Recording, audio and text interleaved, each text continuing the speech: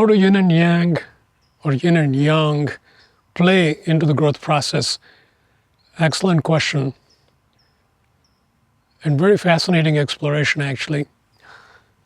So yin and yang, to simplify, yin and yang represent two aspects of the whole.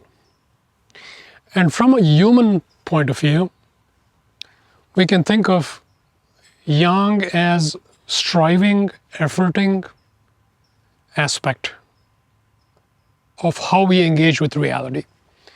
And yin represents the more yielding aspect, the more letting go, or even if you want to call it surrendering aspect.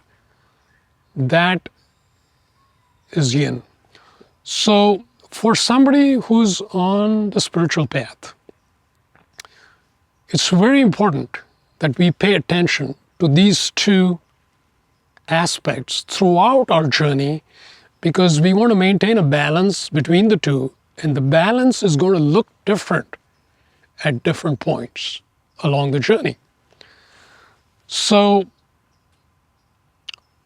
initially, when we get started, we feel we are this finite being and we are trying to get to this place. Let's call it enlightenment. We're trying to get to this place of realization. And we feel it's like a distant goal. And our tendency is, how can I get there? So we have a tendency to think it's over there and I need to do something to get there. So the natural tendency is to put effort and to strive. And this is perfectly fine, because from that point of view, we have to take action, we have to put an effort, and that feels like the dominant thing. The finite self tends to move towards action, and it's pushing for action. So we may go on retreats, we may read books, we may hang out with certain groups. All these are perfectly valid ways to progress on the path. So the yang aspect tends to dominate initially. All we can think of is, what do I do? How can I do that? How do I go there? So that's fine. The yin aspect, it barely makes any sense. It feels like, what do you mean do nothing? I mean, how am I going to get anywhere if I just sit around and don't do anything? That is the case for the finite self. So the finite self does need to move. And just like a rocket taking off from Earth, the first couple of minutes, you got to burn a lot of fuel, right? The rocket has to escape the gravitational pull of Earth, and it feels like got to do a lot. So that's what it is. It's all about doing.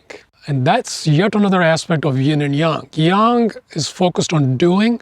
Yin is more about being. Another piece, which is another way of looking at yin and yang, is the yang is mostly mind-driven. And that again is a place where we find ourselves initially. Everything we feel like, I need to think about it, and then I'm going to decide, and then I'm going to act. This is all we understand. Think, act, do, and then hopefully we do something good. The yin aspect is more connected with the heart. And the heart has a fundamentally different approach. The heart is about connecting, feeling, and its way to navigate reality is quite different. It is through seeking connection, fulfillment, and wholeness in an entirely different way. Not by doing this, by pushing this button, reading this book. No, the heart feels its way through it. So that is another insight into the yin and yang. But initially, like I said, we may go with the mind approach, and that's also fine. Let's fast forward a little bit, because when the rocket ship takes off, and let's say it's going to the sun. So sun is the destination. So as the rocket is moving across space, this interplanetary space, the Earth is still exerting its pull on the rocket ship. So the rocket still has to work in pushing towards the sun. So there's still more doing, but maybe not as much doing as initially. So the doing is getting less and less and less and less. So the yang is turning more into less yang, and the finite self is shrinking, diminishing, but something else is increasing. The essence is stepping in a bigger and bigger way. And in fact, more of the work is done by the infinite self or the essence self. And that is yin. When the infinite does work, it's yin. When we push and do, it's yang. So as we keep moving away from Earth, there comes a critical point when the sun's gravitational force starts to dominate. And we don't even need to get close to the sun, because the sun is so much bigger than Earth. Even after you've traveled just a little bit away from Earth, the sun's pull is going to start acting on the rocket ship. What that means is the rocket ship hardly has to do anything. It just has to relax. And this switches from yang to yin. Because now in this yin, it's like just being.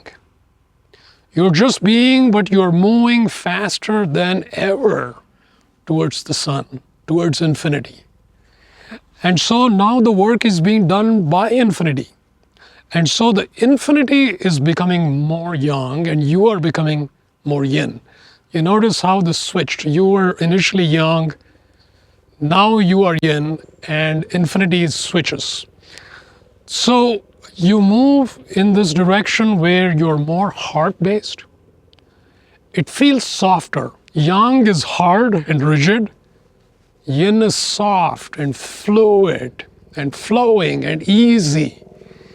So you step into this whole way of being, which is easy, full of grace, full of letting go, full of being.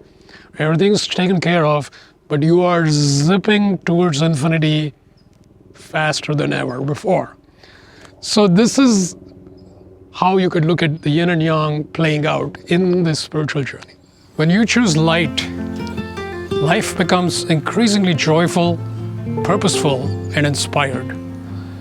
I invite you to join me to explore the realms of light, the infinite possibilities that light offers.